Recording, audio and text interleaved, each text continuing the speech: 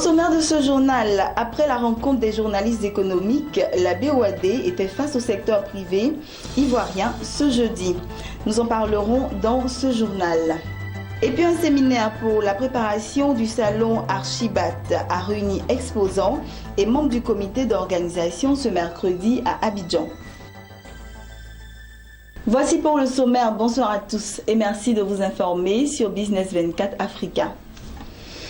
Après la rencontre avec les journalistes économiques il y a quelques jours, la BOAD était face au secteur privé ivoirien ce jeudi.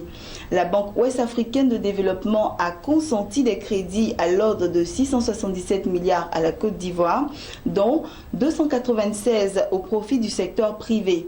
La BOAD veut faire plus, d'où cette rencontre avec le secteur marchand ivoirien. Et c'était ce jeudi au Sofitel Hôtel Ivoire d'Abidjan. C'est un reportage de Jean-Charles Sibahi commenté par Max Soubi. La Banque ouest-africaine de développement, BOAD, a l'expertise et les crédits nécessaires pour financer les projets de développement du secteur privé marchand des Côte d'Ivoire. Telle est l'assurance des responsables de la banque sous-régionale aux acteurs du secteur privé marchand des Côte d'Ivoire.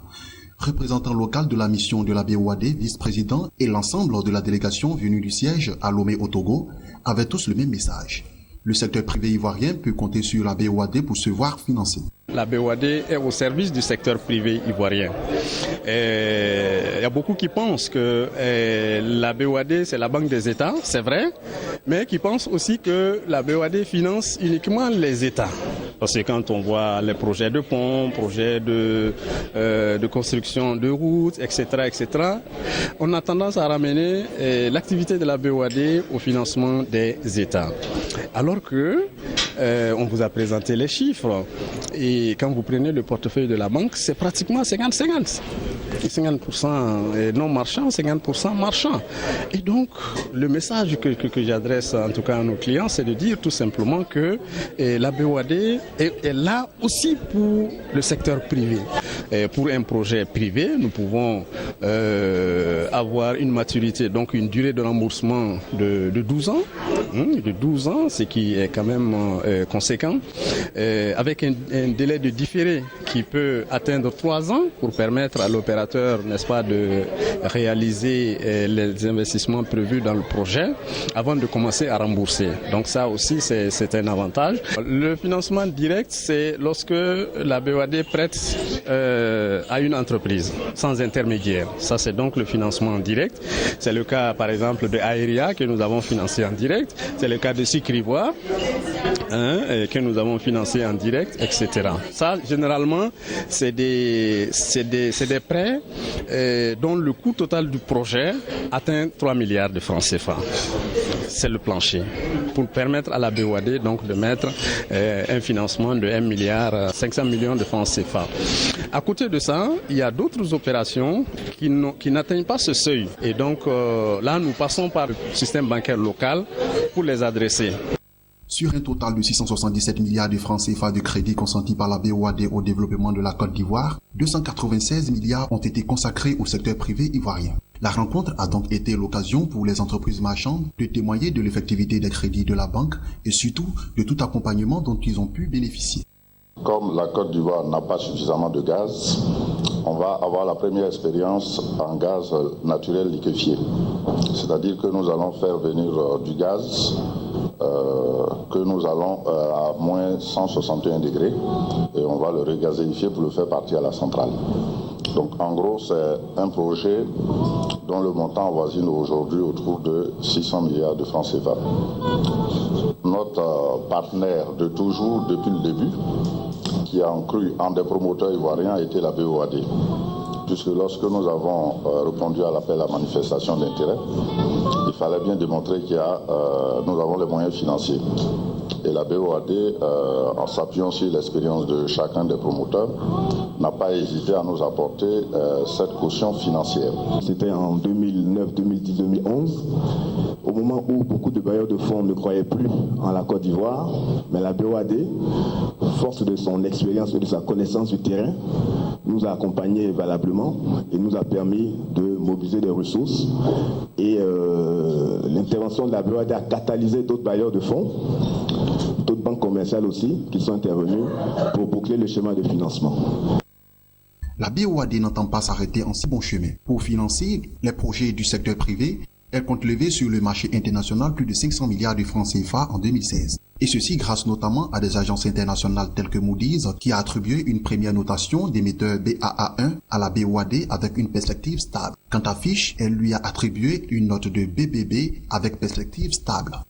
Cette BOAD-là n'a presque rien à voir avec la BOAD qu'on a connue les 40 dernières années. C'est une nouvelle BOAD qui est forte.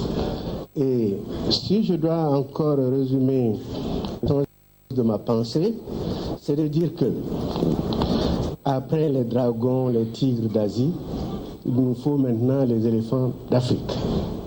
Il faut que nous ayons cette vision-là. Et bien entendu, nous avons entendu tout ce qui a été dit par rapport aux besoins énormes de financement. Et nous sommes sûrs que nous devons répondre à ces besoins de financement-là.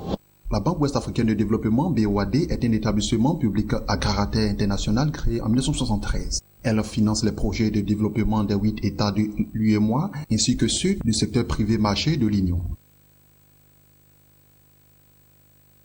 Exposant et membre du comité d'organisation du plus grand salon international de l'architecture et du bâtiment en Afrique de l'Ouest, dénommé Batimat, se sont rencontrés ce mercredi afin de préparer cet événement de taille. À travers un séminaire avec pour thème comment optimiser sa présence au salon Archibat, le comité d'organisation a apporté des réponses aux questions des exposants. Et c'est Lawani Babatunde qui nous le dit. Quand je fais mon questionnaire de satisfaction... À quelques jours du démarrage du plus grand salon international de l'architecture et du bâtiment en Afrique de l'Ouest, Archibat, les professionnels du bâtiment, les exposants à ce salon et les membres du comité d'organisation se sont rencontrés pour échanger en vue de préparer cet événement. À travers un séminaire basé sur l'optimisation de la présence des exposants au salon Archibat, le comité d'organisation a apporté des réponses aux préoccupations des exposants. Archibat 2015, c'est environ 300 entreprises présentes sur 3500 mètres carrés, sans oublier l'innovation majeure cette année. Nous avons introduit une dimension éthique très forte. On a pris le pari de rendre le salon encore plus moderne. En créant par exemple une appli pour les visiteurs. Donc tous les visiteurs, au lieu de venir avec le fameux papier du guide du visiteur, ils ont une appli à télécharger. Ça leur permet chez eux d'organiser leur visite, de voir qu'est-ce qu'ils vont voir. Ils vont sélectionner les produits pour lesquels ils souhaitent partir. Donc lorsqu'ils arrivent au salon, ils appuient sur l'onglet Ma visite. Et ça leur retrace un peu le chemin qu'ils ont prévu de faire. Donc c'est quand même une innovation supplémentaire. Sans compter qu'on aura une maison préfabriqué qui va être là, qui va être aussi une attraction du salon et bien d'autres. Tous les acteurs majeurs de l'acte de bâtir seront présents à ce salon dans le but de faire des rencontres, développer des affaires, promouvoir les entreprises, lancer de nouveaux produits et découvrir les dernières innovations. Archibat, disons que, comme je vous l'ai dit, c'est cette année qu'on s'implante, donc nous faire connaître du public et surtout des donneurs d'ordre, des architectes, les bureaux d'études et puis de faire savoir en fait que nous sommes près le grand maintenant des bureaux sur Abidjan. Nous sommes là aussi pour accompagner en fait nos distributeurs et tous les intervenants de la chaîne économique dans la construction du bâtiment. Donc c'est la raison pour laquelle on est vraiment sur le salon. Nous étant, je veux dire, au cœur de ce secteur d'activité-là qu'est le bâtiment, donc sur le carrelage, un carrelage haut de gamme, donc de qualité, de première qualité. C'est nécessaire pour nous pour dire, ok, en Côte d'Ivoire, vous avez désormais, depuis 10 ans déjà d'ailleurs, un fournisseur donc, de carrelage d'origine vraiment prestigieuse, mais qui en même temps est à la portée de nombre d'Ivoiriens, puisqu'on a des offres qui sont taillées pour cela. Et quand on parle du bâtiment, on ne peut que parler du notaire. Parce que le notaire est celui-là même qui est au centre de l'activité économique pour la simple raison que le notaire confère la sécurité juridique à vie. L'acte notarié a valeur d'un jugement en dernier ressort. Alors Archibat pour nous sera l'occasion vraiment d'expliquer à la population ce qu'il faut faire et ce qu'il ne faut pas faire en matière immobilière. L'architecture et les architectes seront au cœur de cette édition pour conseiller, orienter les maîtres d'ouvrage et les acteurs de la mise en œuvre pour réaliser des habitats aux normes efficaces, économiques et durables. Pour cette 5e édition, Plus de 20 000 participants sont attendus à ce salon. Cette année, Archibat s'est déplacé sur un site plus grand pour justement répondre à une demande sans cesse croissante des participants. Ils sont de plus en plus nombreux, ces Ivoiriens qui optent pour la destination Dubaï pour faire du business. Commerçants, porteurs de projets innovants, Dubaï est devenu aujourd'hui la plaque tournante des affaires. La rédaction de Business 24 Africa a réalisé pour vous un documentaire exceptionnel qui vous plonge dans l'univers de ces Ivoiriens qui s'y sont rendus pour le commerce. Suivons cet extrait.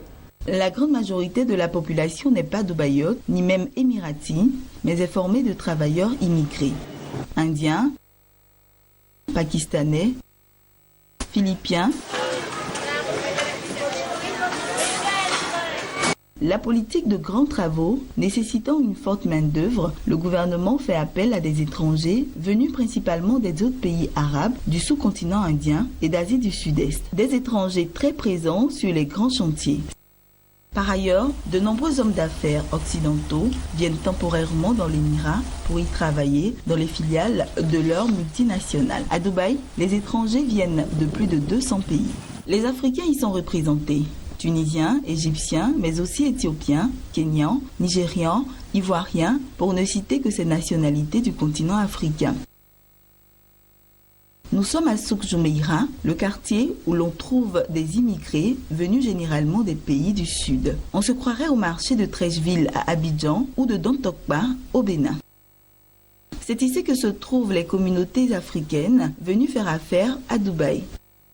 Il est 1h du matin à Dubaï, mais les activités ne baissent pas en intensité.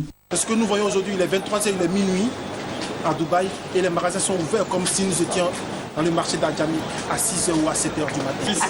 Tous les bénéfices, c'est la douane qui prend. Donc ils n'ont qu'à essayer de voir. La douane, ils sont assis là-bas, c'est vrai, ils font les longues études à cause de nous. Non, ils n'ont qu'à penser que eux, chez les enfants, vont passer au commerce un jour. Donc, comme on peut venir à un téléphone, ça, ils allons nous donner à 5 000. Nous-mêmes, on gagne 200. C'est pas normal.